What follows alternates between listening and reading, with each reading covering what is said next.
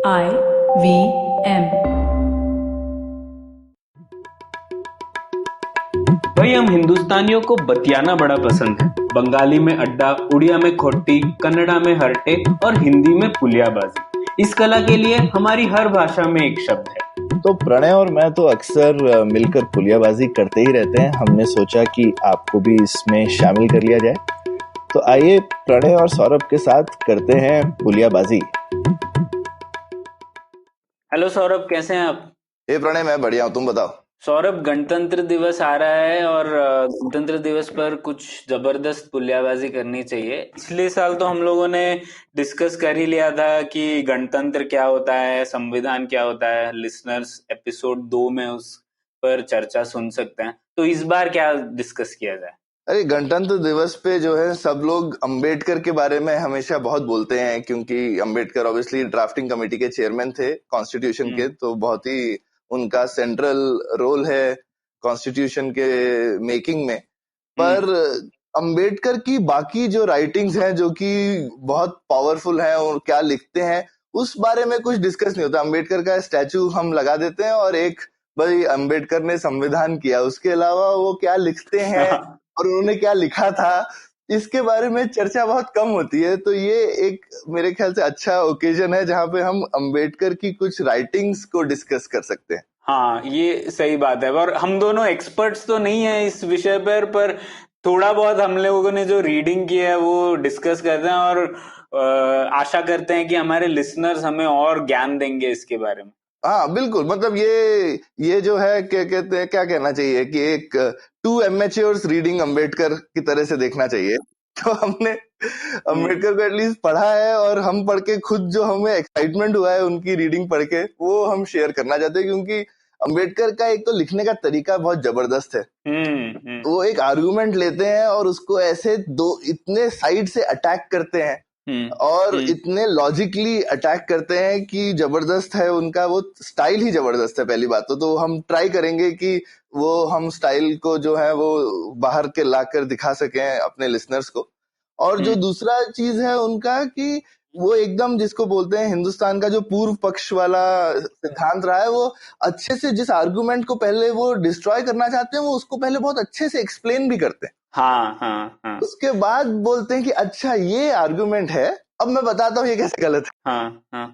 और कई बार वो एकदम आर्ग्यूमेंट जड़ तक जाते हैं, ऐसे नहीं ऊपरी सतह पर नहीं होती उनकी आर्ग्यूमेंट। हाँ बिल्कुल, काफी डिटेल्ड एनालिसिस होता है। और दूसरा, लेकिन मैं ये भी चीज बोलूंगा, काफी जगह पे मुझे थोड़ा वो काफी हाइपोथेसिस भी करते हैं। हर चीज का सबूत नहीं होता है, लेकिन वो कोशिश करते हैं सच तक पहुंचने की थ्रू लॉजिकल आर्गुमेंट्स। तो हो सकता है वो कहीं पे सही भी हो, कहीं पे गलत भी हो। वो क्योंकि अक्सर बोलते हैं कि ये जो मैं सवाल उठा रहा हूँ, और ज्यादातर सवाल उन्होंने जाति धर्म वगैरह पे उठाए हैं, और वो जो सवाल उठाते हैं उस पे वो बोलते हैं कि भाई इस पे रिसर्च क्यों नहीं हो रही है। हमारे सोसाइटी का ये एक सेंट्रल पार्ट है और ये जब इतनी इम्पोर्टेंट चीज है हमारे समाज में, तो इस पे और हमको डिस्कशन होना चाहिए, इस पे हम लोगों को सोचना चाहिए ये क्यों हुआ है, इसके क्या फायदे हैं, क्या नुकसान है। लेकिन जिस तरह से लगता है कि जब अंबेडकर ने ये सवाल उठाए तो वो पहले थे, और उसके बाद भी शायद कोई बहुत लोगों ने तो इस पे शोध नहीं किया है, वो राजनीतिक कारणों की वजह से शायद। पर सौरभ, एक और बात ये भी है कि मतलब अंबेडकर इतने मतलब तेजस्वी कैरेक्टर हैं कि उनका जो कुछ भी पढ़ने के बाद हम इजीली इन्फ्लुएंस हो जाएंगे, वो जो कहेंगे मान लेंगे। ऐसा भी होने का एक डर रहता है। इसीलिए अंबेडकर की एक जो उन्होंने लिखा था हीरो वर्शिप के बारे में, मैं पहले वो कहना चाहूंगा इससे पहले कि हम स्टार्ट करें। उन्होंने कहा था कि धर्म में भक्ति से शायद आपको मुक्ति मिल जाए, पर राजनीति में भक्ति का मुकाम हमेशा तानाशाही ही होता है। तो हीरो वर्शिप करना किसी को भी ठीक नहीं है, और अंबेडकर को भी हीरो वर्शिप करना ठीक नहीं है। इसीलिए शायद वो अपने पुतले बने हुए देखते तो फिर मर जाते। तो एक वो बात भी है। तो शायद उनको ट्रिब्यूट देने का सबसे बढ़िया तरीका यही है कि उनके विचारों से एंगेज करें और उनके विचारों को भी क्वेश्चन करें, तो शायद अंबेडकर को सही ट्रिब्यूट होगा। बिल्कुल, मुझे लगता है कि उन्होंने जो सवाल उठाए हैं और वो बोलते भी हैं कि ये इंपॉर्टेंट सवाल है। जैसे जाति में वो बोलते हैं कि भाई हमको सोचना चाहिए कि हमारे समाज में छुआछूत क्यों है, हम्म हमारे समाज में आज तक आदिवासी क्यों रह गए, और हमारे समाज में क्रिमिनल ट्राइब्स क्यों है। ये मेरे को पहले तो पता ही नहीं था कि ये क्रिमिनल ट्राइब का कॉन्सेप्ट क्या होता है। अंबेडकर की राइटिंग में सबसे पहले पता चला कि हमारे यहाँ पे एक्चुअली, और ये कोई ऐसे एक दो नहीं, उनके हिसाब से 1910 या कभी के सेंसस में कुछ 2 करोड़ लोग अरे इंडिया में अरे बाप रे, हाँ हो गए। उनके पूरे ट्राइब को क्रिमिनल घोषित कर दिया गया हाँ। कि ये क्रिमिनल लोग हैं। तो उन्होंने कहा ये कैसी ज्यादती है, ऐसा कैसे हो सकता है कि पूरी की पूरी जो है ट्राइब्स क्रिमिनल हो आपकी सोसाइटी में। तो आपको सोचना चाहिए ना ऐसा क्यों है। हाँ, हाँ, और ऐसा नहीं होना चाहिए, ये तो गलत चीज है। हाँ, तो ये जो ये सवाल है वो इम्पोर्टेंट है, और उसके बाद वो जिस तरह से उन सवालों की जड़ तक जाने की कोशिश करते हैं वो इम्पोर्टेंट है। उनका जो स्टाइल है रिसर्च का और आर्गुमेंट का, तो जो मैं बिल्कुल तुमसे एग्री करता हूँ कि ऐसा नहीं कि जो उन्होंने लिख दिया वही ठीक है, लेकिन अगर हमको उसको गलत दर्शाना है तो उसके लिए उतने ही लॉजिकल आर्गुमेंट्स होने चाहिए जैसे कि अंबेडकर ने दिखाया, या फिर एक्चुअल प्रूफ होना चाहिए। हाँ, तो हाँ, अंबेडकर भी जो भी उस टाइम पे प्रूफ अवेलेबल था वो उसको मानते हैं और फिर इंटरप्रेट करते हैं बाकी चीजों के साथ में, और फिर बोलते हैं कि भाई हाँ ये सब देख के लग रहा है कि ऐसा होना चाहिए। हाँ। और वही उन्होंने भी कहा था कि साइंटिफिक प्रोसेस में अपने राइटिंग के दौरान उन्होंने भी अपने विचार कई बार बदले, और उन्होंने भी कहा कि अगर प्रमाण मिला उनके विचारों के विपरीत तो विचार बदल देने चाहिए, मतलब। तो और उन्होंने आपकी उनकी राइटिंग में दिखता है, ये उनके भी विचारों में बदलाव आया है। ऐसा नहीं कि मतलब एक हो गया विचार तो बस अब तो मैं उसके अलावा और किसी में विश्वास ही नहीं बिल्कुल, या फिर उन्होंने किसी और का पढ़ा और मान लिया, वो तो वो बिल्कुल ही नहीं करते थे। और दूसरी चीज, ठीक है, आज हम शायद जो समाज वाले उनके आर्टिकल्स हैं वो डिस्कस करेंगे, लेकिन उनके जो दूसरे आर्टिकल्स खासकर इकोनॉमिक्स वगैरह पर हैं वो भी जबरदस्त ही हैं। हाँ। और कभी मौका मिलेगा तो करेंगे। लेकिन सोचो उन्होंने अर्ली 1900 जो उनका पहला, उन्होंने जो इंडिया की करेंसी पे जैसे जो एक ऐसे उनका काफी लैंडमार्क ऐसे है, वो उसमें भी मेंशन करते हैं कि इंडिया में एग्रीकल्चर में स्मॉल लैंड होल्डिंग की बड़ी प्रॉब्लम है। हाँ, हाँ, तब से उन्होंने प्रॉब्लम डिस्कस किया था। हाँ, वो प्रॉब्लम आइडेंटिफिकेशन तो उनका काफी जबरदस्त ही है। वो हमेशा जो है नब्स तक चले जाते हैं फटाफट कि ये एक प्रॉब्लम है, अब इसका क्या करना चाहिए। वो प्रॉब्लम आज तक है, लेकिन प्रॉब्लम आइडेंटिफाइड बहुत पहले से है। हाँ, और उनकी पाकिस्तान वाली राइटिंग्स भी कितनी इंटरेस्टिंग है सौरभ। वो जो किताब है पार्टीशन ऑफ इंडिया या ऑन पाकिस्तान, वो भी बहुत जबरदस्त। बिल्कुल।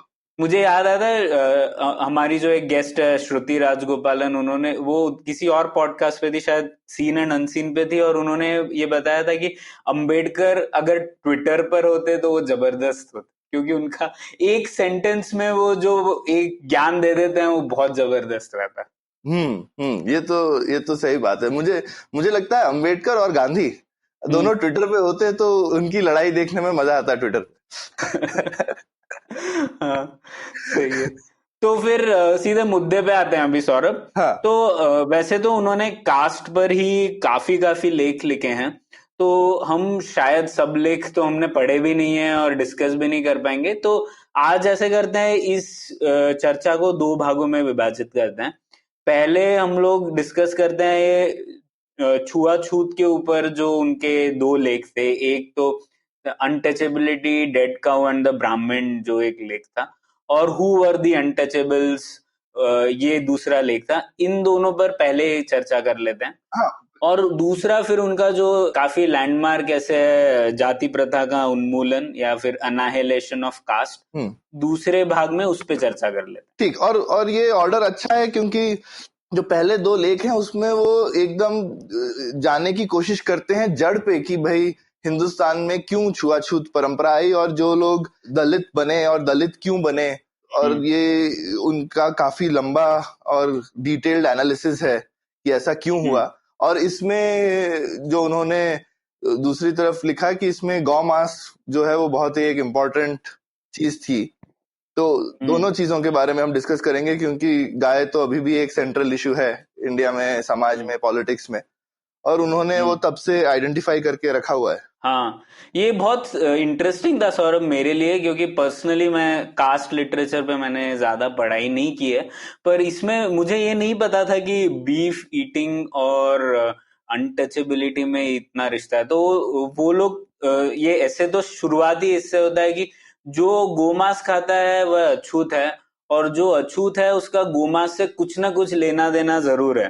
तो ऐसा क्यों है, ये इस ऐसे में डिस्कस किया है उन्होंने। बिल्कुल। तो ये जाने से पहले मेरे ख्याल से एक, क्योंकि हम अक्सर ये दलित वर्ड यूज करते रहेंगे, तो एक दलित वर्ड पर एक पहले चर्चा हो जाए। ये मैंने अंबेडकर के ऐसे पे ही पढ़ा था कि ये दलित अच्छा। शब्द कैसे आया।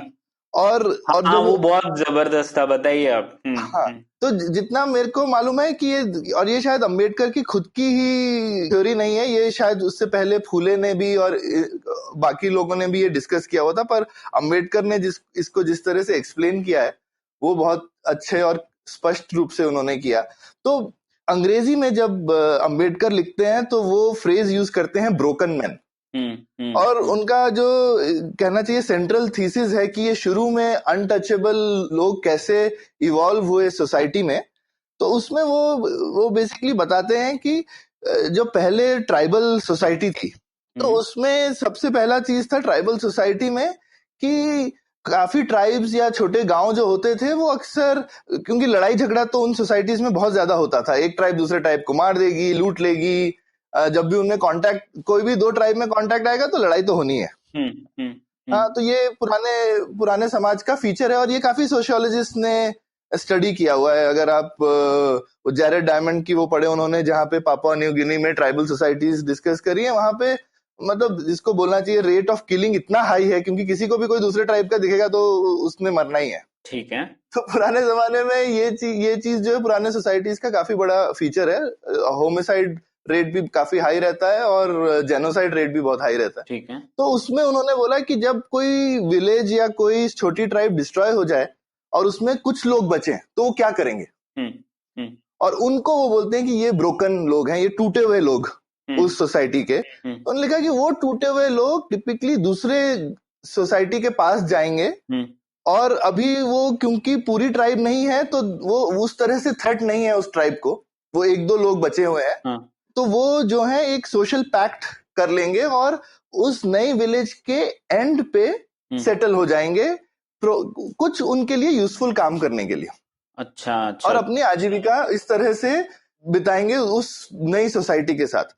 अब ये हाइपोथेसिस है, इसका कितना प्रूफ है नहीं है ये मुझे भी नहीं मालूम, पर अंबेडकर का ये थीसिस है। और लेकिन अब इस थीसिस पे हमारा पूरा पॉलिटिकल इन अ वे डिस्कोर्स है, क्योंकि उन्होंने इस थीसिस के अकॉर्डिंग जो है उन ब्रोकन लोगों का जो हिंदी में वर्ड निकला वो दलित, जो कि दाल वर्ड जैसे उसका सेम रूट है दलना।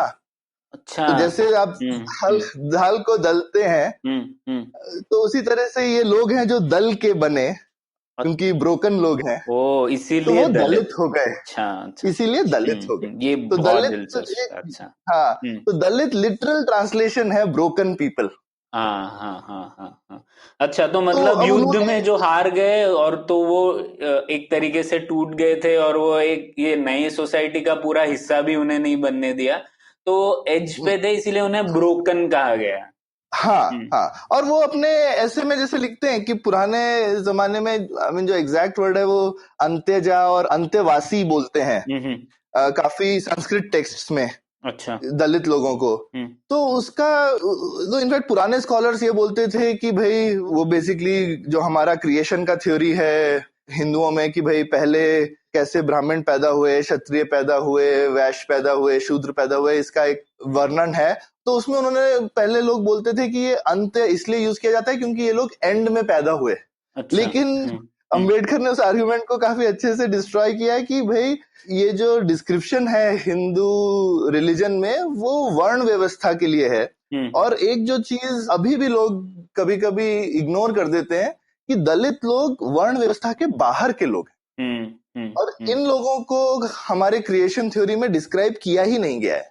तो उसमें अंबेडकर ने काफी अच्छा एनालिसिस किया। उन्होंने कहा कि वो जो अंत्य का मतलब है वो गांव का अंत है।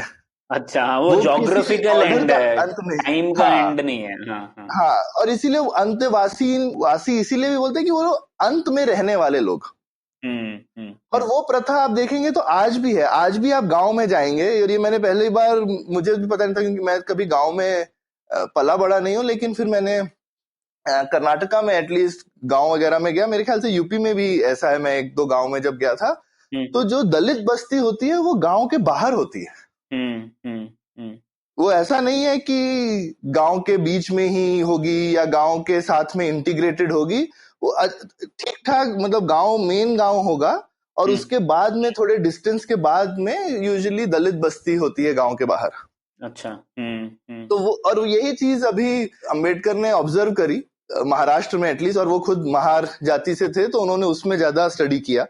तो अब लेकिन ये है कि अंबेडकर ने ये सारी चीजें, ऑब्वियसली वो बहुत बड़े स्कॉलर थे, उन्होंने बहुत पढ़ के, और उन्होंने 15 साल वेद पुराण स्मृति सब पढ़े हैं, तो उन्होंने काफी डिटेल्ड किया, और प्लस जो उनका खुद का एक्सपीरियंस था एज अ दलित, उसमें से उन्होंने, और जो उन्होंने जाके लोगों से वो बात करते थे एज ए पॉलिटिकल लीडर वगैरह, तो उन्होंने अपने ऑब्जर्वेशंस और स्टडी से ये हाइपोथेसिस और थ्योरी निकाला। ये कोई ऐसा प्रॉपर रिसर्च या डिटेल्ड स्टडी से निकली हुई कंक्लूजन्स नहीं है।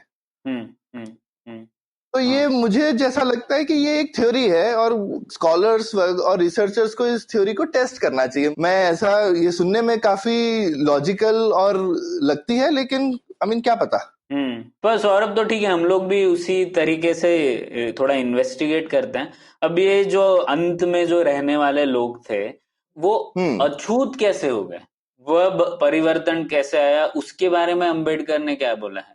हाँ, तो ये तो एक तो पहले दलित वर्ड का डिस्कशन हो गया। उसके बाद में जो उन्होंने बोला कि जैसा तुमने शुरू में बोला कि जितने भी दलित लोग हैं उनका गौ मास से कुछ ना कुछ रिलेशन है। तो जैसे उन्होंने अपनी महार कम्युनिटी के बारे में ही बताया है, तो महार कम्युनिटी यूजुअली उनका काम है कि जिस वो विलेज में रहेंगे वहां पे वो यूजुअली उसकी विलेज की रखवाली के लिए गार्ड का काम करते थे, और इवन विलेज के अंदर तो, और उनके 52 राइट्स हैं विलेज पे। तो उनका एक काम है, वो एक सर्विस प्रोवाइड करते हैं विलेज को, प्लस उनके राइट्स हैं, और उस राइट में एक बहुत इंपॉर्टेंट राइट जो है वो है कि जो भी गांव के मरे हुए एनिमल्स हैं, स्पेशली गाय वगैरह जब मरेगी तो उस पे उन्हीं का हक है, और वो उसको लेकर आएंगे।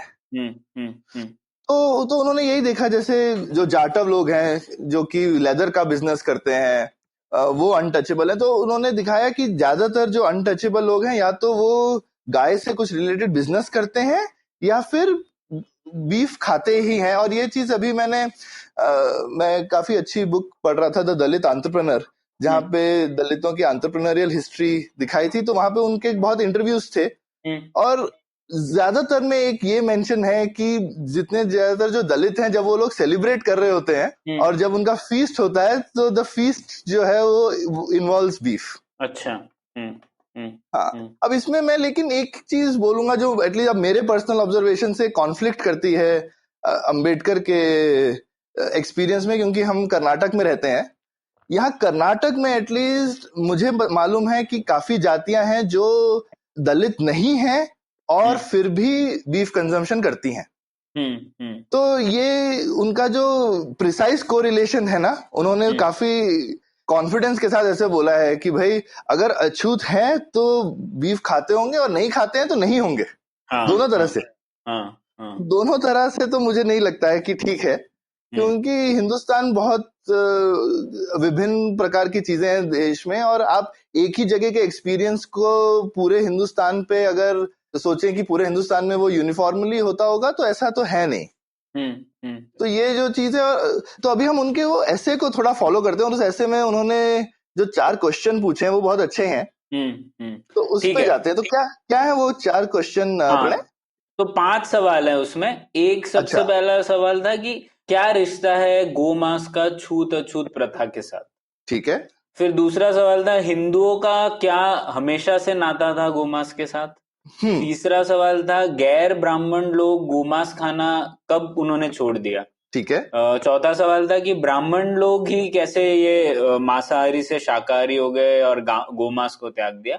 और अंत में उन्होंने पूछा कि गोमांस खाने वाले अछूत कैसे हो गए। ठीक। तो ये हमने तो अभी डिस्कस किया कि अंबेडकर की थ्योरी में जो बीफ ईटिंग है वो अनटचेबिलिटी का रूट बन गई।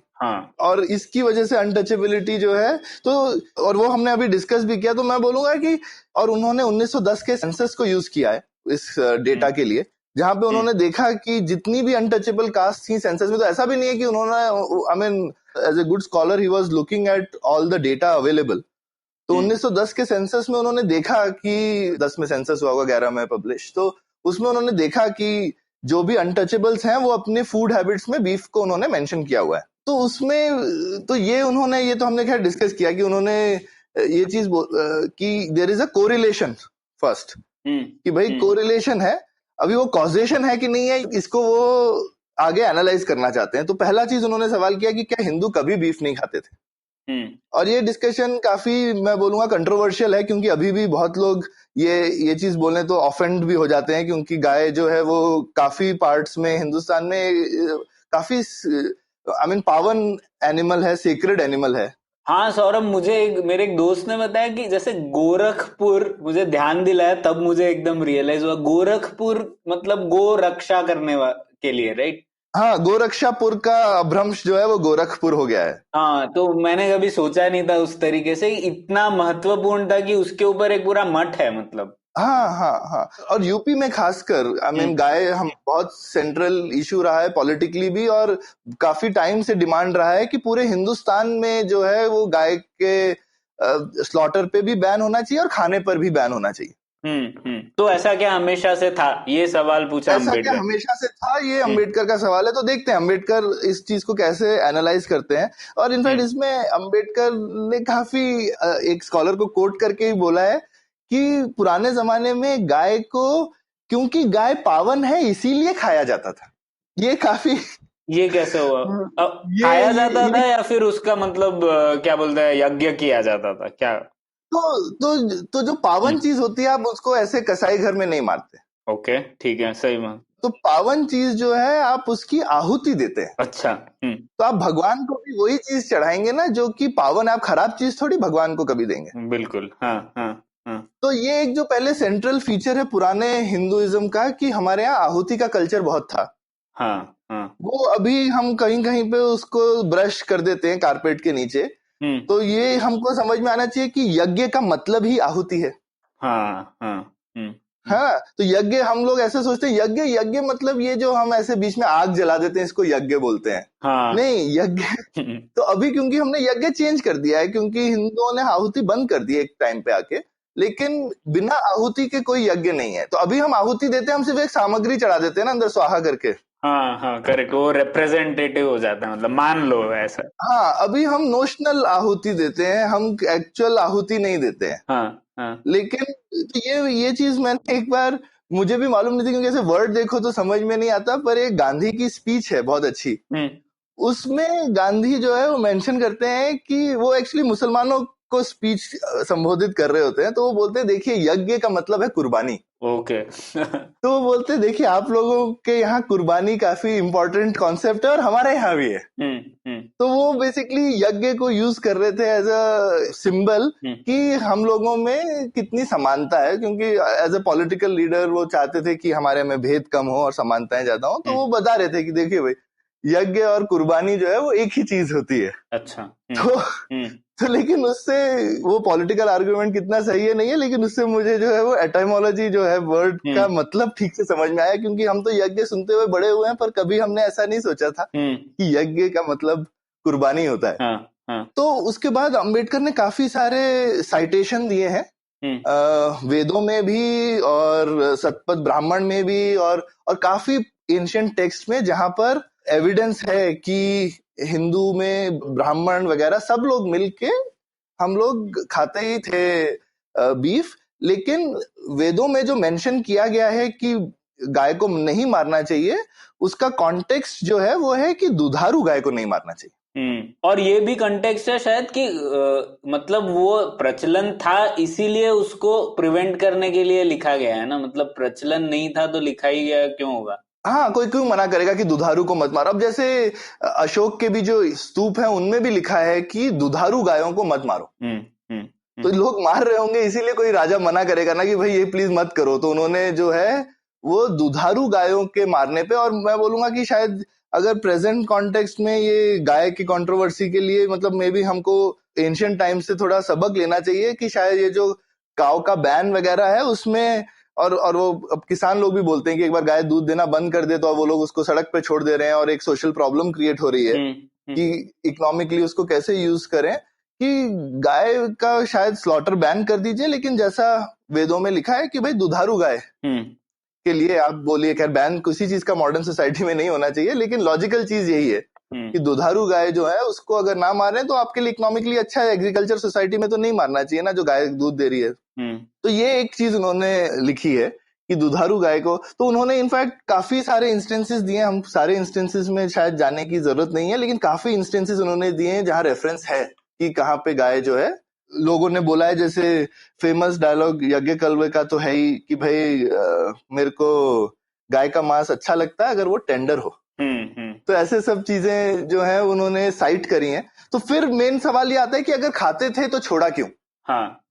बाय द वे, क्योंकि हम ये डिस्कस कर रहे हैं तो एक और चीज जो कि मैंने कहीं और पढ़ी कि ये जो धूप बत्ती और इन सब का काफी प्रचलन है यज्ञ के एरिया वगैरह में, ये क्यों हुआ था। इसकी थ्योरी जो मैंने पढ़ी है, जो कि किसी और कॉन्टेक्स्ट में, ये क्योंकि ये चीज सिर्फ हिंदुस्तान में नहीं होती, ज्यूस में भी टेम्पल्स वगैरह में यूज की जाती है, तो वहां पे वो जो रैशनल देते हैं कि क्योंकि जब वहां पे वो गाय या बकरी या जो भी चीज का सेक्रीफाइस हो रहा होता था तो कट कट के मांस की इतनी स्मेल हो जाती थी, तो उस स्मेल को दबाने के लिए अच्छा तो इतनी सारी जो है ये सुगंधित सामग्री वगैरह यूज की जाती थी, क्योंकि अदरवाइज वहां पे रखे रखे जो है वो जगह काफी स्मेली हो जाती थी। ओके।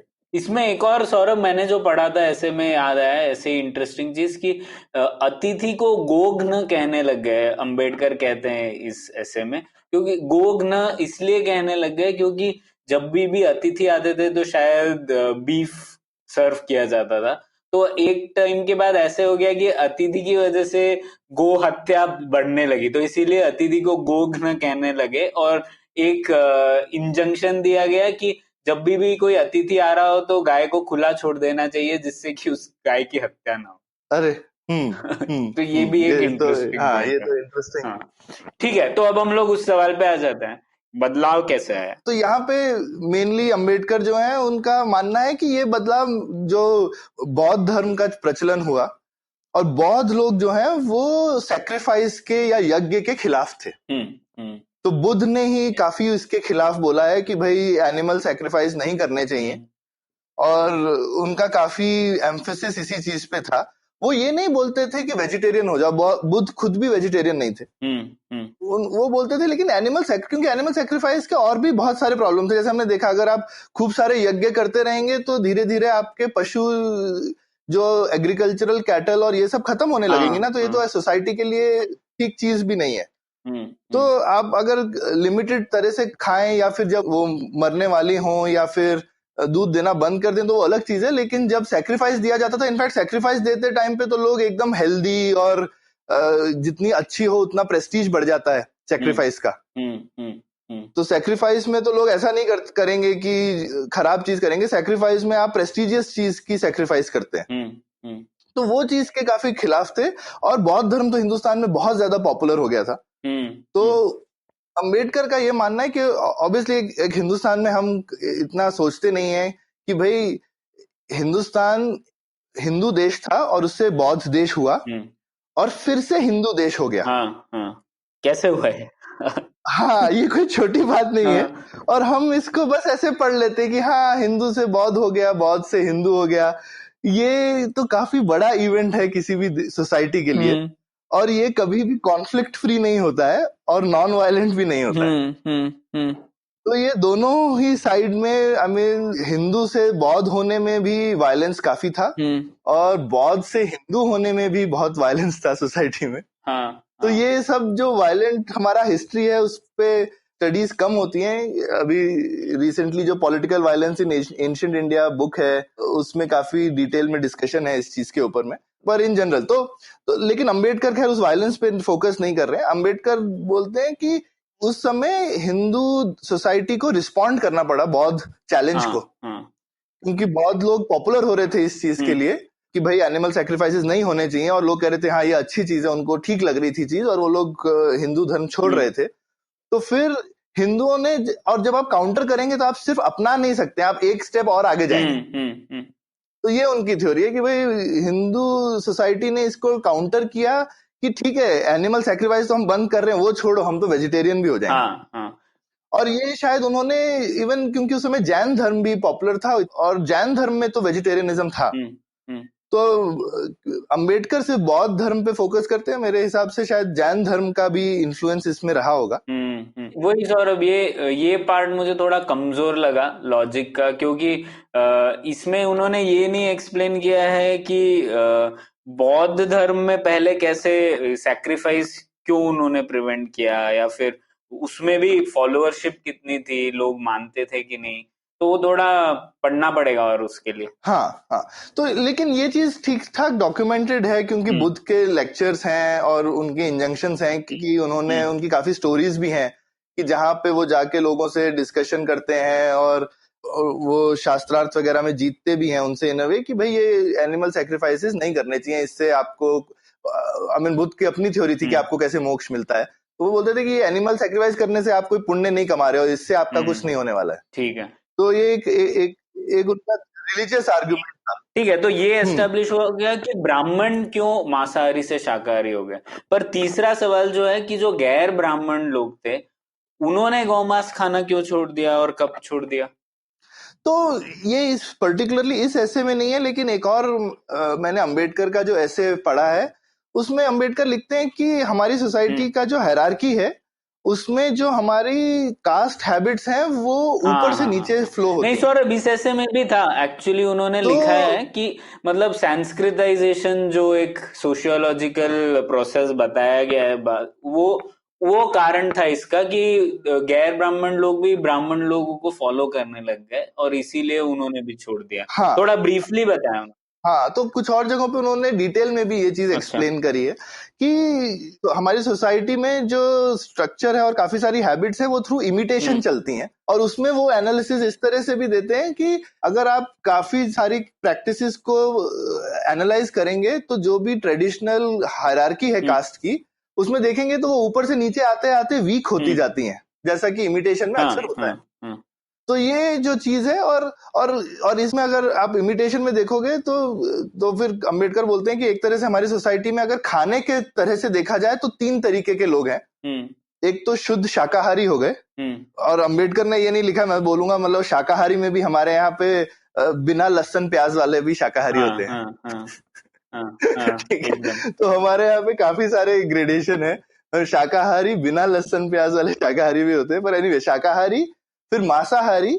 लेकिन मांसाहारी में वो लोग जो बीफ खाते हैं वो एकदम अलग कैटेगरी है। तो इन जनरल जो ब्राह्मण नहीं है लोग हिंदू सोसाइटी में, ज्यादातर वो लोग मांस खा लेते हैं लेकिन बीफ नहीं खाते, और जो दलित है वो बीफ भी खाते हैं। ऐसा अंबेडकर ने जो ग्रेडेशन बनाया, जो कि मुझे लगता है परफेक्ट नहीं है, but maybe by and large हो सकता है सही हो। तो ये उन्होंने किया। और जब अंबेडकर ये सब लिख रहे थे, एक्चुअली उस टाइम पर जेनेटिक स्टडीज वगैरह नहीं थी, हमने जेनेटिक स्टडीज के ऊपर एक एपिसोड भी किया था। तो देखें तो जेनेटिक स्टडीज भी बोलती हैं कि हिंदू सोसाइटी पहले काफी मिक्स्ड थी, और कुछ करीबन 2 से 2,500 साल के पहले जो है हमारी सोसाइटी में ये जो कास्ट सिस्टम है वो एकदम रिजिड हो गया। तो अगर देखें तो ये कोरिलेट करता है। अंबेडकर भी बोलते हैं कि ये बौद्ध धर्म के बाद की चीज है, ये सारी चीजें होना, और जेनेटिक स्टडीज भी उसी तरफ पॉइंट करती हैं। तो हो सकता है कि और भी इसमें फाइनर नुआंस हो, लेकिन शायद ये जो ओवरऑल एनालिसिस है ये काफी मुझे तो ठीक लगता है अंबेडकर का। हाँ, और उन्होंने ये भी बताया ना कि गुप्ता राजाओं ने गोमांस पर सख्त प्रतिबंध लगाए थे, जो कि 4वीं सदी में था करीब। तो तब थोड़ा एक कोरिलेशन है उसका।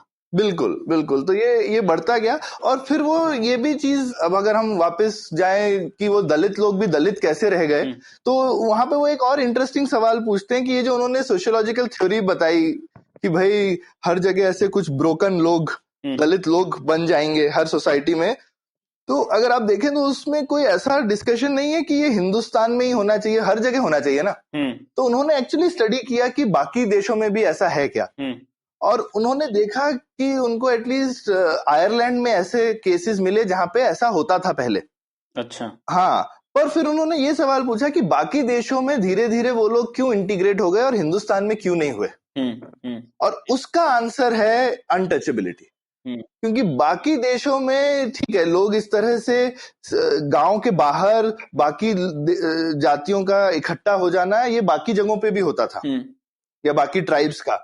लेकिन ओवर टाइम, मतलब कई 100 सालों में ये चीजें खत्म हो गई। पर हिंदुस्तान में क्योंकि वो जो वो लोग बाहर थे, और धीरे धीरे वो चीज, अंबेडकर का मानना है कि ये जो बीफ ईटिंग है ये एक डिफरेंस बन गया इनके बीच में और इनकी अनटचेबिलिटी के बीच में और दूसरी लोगों के बीच में। और इस वजह से, और गाय को गौ मांस खाना एकदम, जो कि कहना चाहिए अपर कास्ट सोसाइटी में बहुत ही बुरा माना जाने लगा। तो वो दोनों के बीच में जो डिफरेंस आ गया वो कभी फिर खत्म ही नहीं हुआ और ये चीज हमेशा के लिए परपेचुएट हो गई। पर वो लोग छोड़ सकते थे ना फिर, अगर इतना बड़ा प्रॉब्लम हो गया तो वो लोग भी जिन्हें अछूत माना जाता था वो भी बीफ ईटिंग छोड़ सकते थे मेरे हिसाब से। तो ये चीज का ये सवाल भी नहीं पूछा अंबेडकर ने और इसका जवाब भी नहीं है। ये इस लेवल का इक्विलिब्रियम क्यों बन गया, और ये एक सवाल है। मेरे को लगता है कि ये सवाल अभी भी ओपन है कि ये इक्विलिब्रियम क्यों नहीं ब्रेक हुआ। अगर ये चीज एडवांटेजेस नहीं थी तो इन्होंने भी क्यों नहीं छोड़ दी।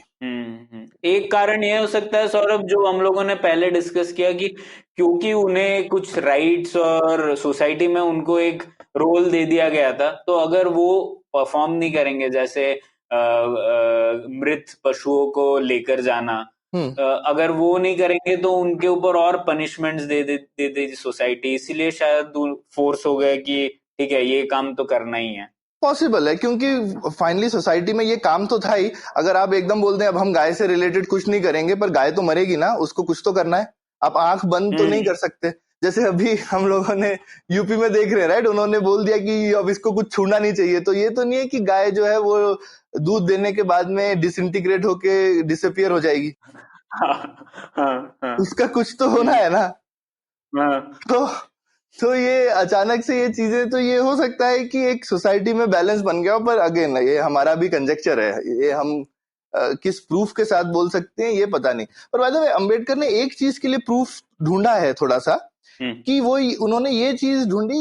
एक ये भी आर्गुमेंट दिया जाता था कि जो दलित लोग थे वो रेशियली डिफरेंट थे इंडिया में। तो पुरानी जो एक थ्योरी थी कि भाई आर्यन लोग आए हिंदुस्तान में और जो हिंदुस्तान में लोकल लोग थे उनको उन्होंने हरा दिया, और वो वेदों में उनको दासा या दस्यु बोला जाता है।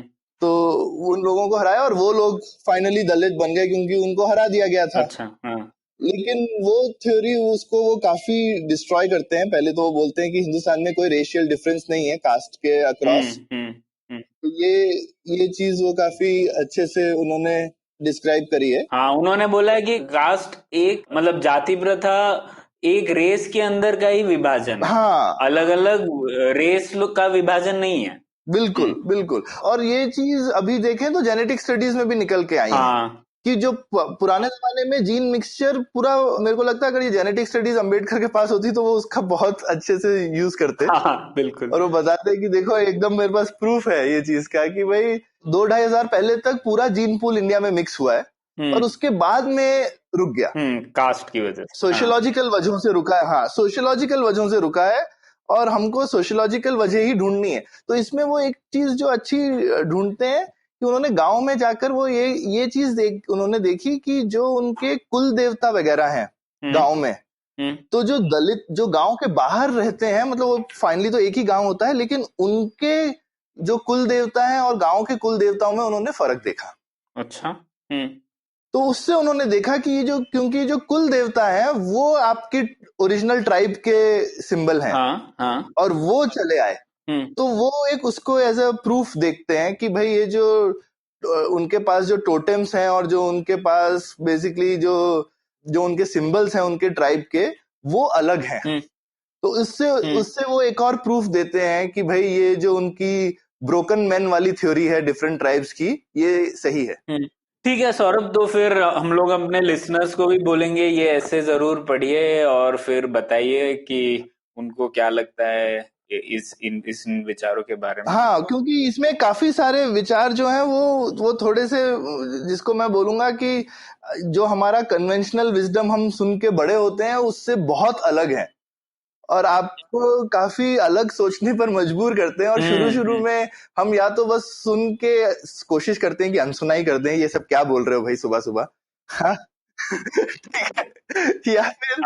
या फिर सोचते हैं कि ठीक है उसने लिखा होगा, एक थ्योरी है दूसरी नहीं है, लेकिन अगर ठीक से एंगेज करें इनसे तो आपकी सही में सोच बदल जाती है। हाँ, और ये सौरभ स्पेशली ये जो बौद्ध धर्म का रिश्ता और ब्राह्मण धर्म और बौद्ध धर्म के बीच में जो स्ट्रगल हुआ, वो पॉइंट तो एकदम मतलब मेरा दिमाग खुल गया, वो कभी मैंने सोचा ही नहीं था उस बारे में। जब से मुझे ये दलित वर्ड का मतलब पता चला है, तो अब जब भी कोई दलित बोलता है और मैं उसको एक दिमाग में इंटरनल ट्रांसलेशन करके टूटे हुए लोग बना देता हूँ, तो मतलब वो काफी अब समझ में आता है कि जिन लोगों के दिल में ये वर्ड है और एक परमानेंट, मैं बोलूंगा कि पॉलिटिकल ऑपरेशन का सिंबल बन गया है, इसलिए और इसीलिए देखें तो एक टर्मिनोलॉजी की जो लड़ाई हुई, जहां पे गांधी का काफी मन था कि हरिजन वर्ड यूज किया जाए, लेकिन फाइनली जो है दलित वर्ड ने हरिजन वर्ड को हरा दिया। तो और उस वर्ड के पीछे कितना चिंतन था कि ये क्यों इम्पोर्टेंट है। तो ये सुन के ये मेरे को सबसे ज्यादा आई ओपनिंग ये वाली चीज लगी। हाँ सौरभ, तो शुक्रिया ये डिस्कस करने का। ये जो दो निबंध जिसके बारे में हम लोग बात कर रहे थे, अब एक और निबंध है जो कि उनका लैंडमार्क ऐसे है, जाति प्रथा का उन्मूलन। उसके ऊपर डिस्कशन अभी करें या बाद में?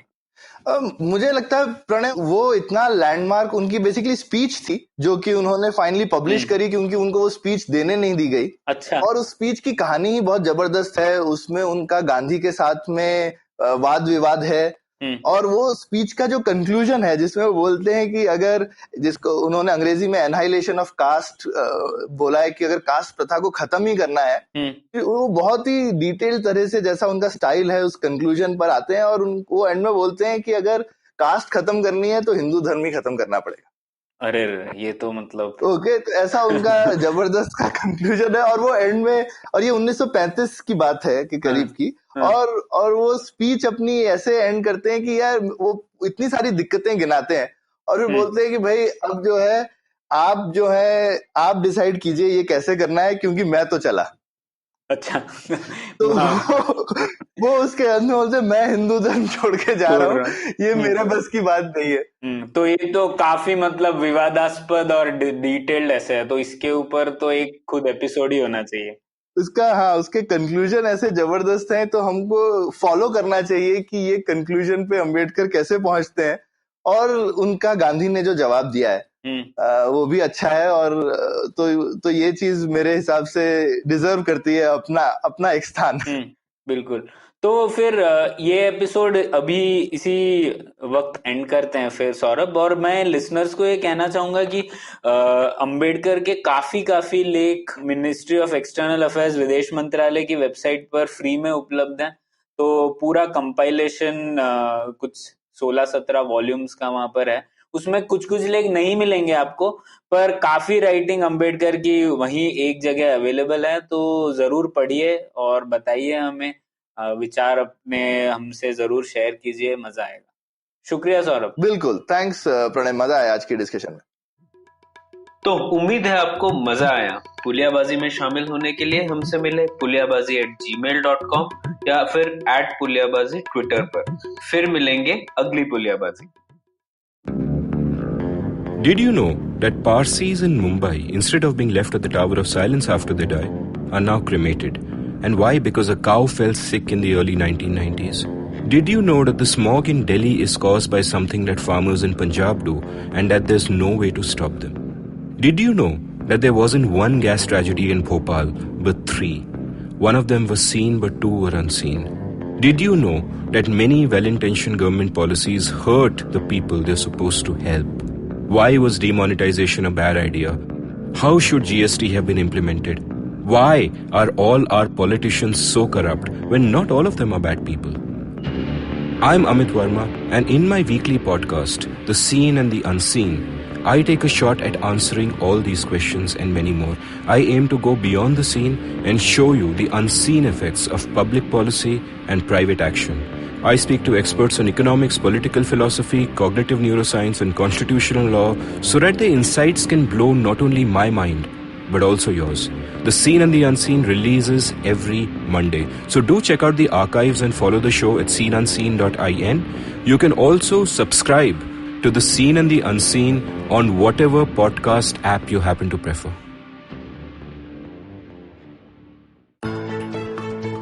How aware do you think you are of your laws and rights? Do you look up to laws when you are caught up in situations? Do you know what your rights are when you're stuck somewhere bad? Well, here's a show that can help you move an inch closer to being aware of what your rights are. Tune into Know Your Qanoon with me, Amber Rana. This is a podcast meant to answer all your law-related queries. Catch Know Your Qanoon every week on the IVM website or the app or anywhere you get your podcast from.